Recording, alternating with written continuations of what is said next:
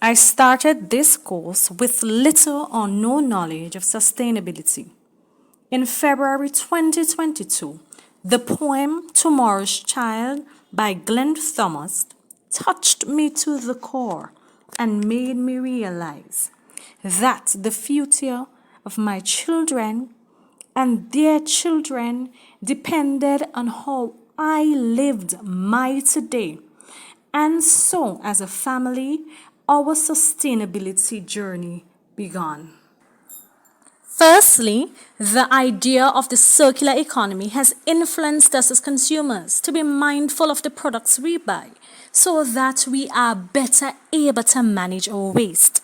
Therefore, my family has stopped the use of disposable utensils to reusable ones. We recycle bottles from wines, etc., and use them as water bottles, which are stored in the fridge for daily consumption. Our home looks good because we use stuff within the house to make decor. Furthermore, clothes that our children no longer have use for are sent off to the Salvation Army so that these clothes can be passed on to children their age. Empty plastic barrels have been used to make plant beds to which my family grew herbs and seasoning. We try our best to grow what we eat and support local farmers as much as possible. The idea of biomimicry has inspired us with our water catchment.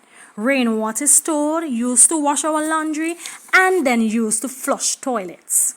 Lastly, we try to lessen our carbon footprint by using less vehicles. Therefore, I use the public transport system as opposed to my own vehicle to get to and from work. Playtime for my family is now about enjoying what nature has to offer and being mindful not to harm the environment. In a final analysis, this journey for my family to sustainable living has had its challenges, but the opportunities for sustainable living far outweigh these challenges.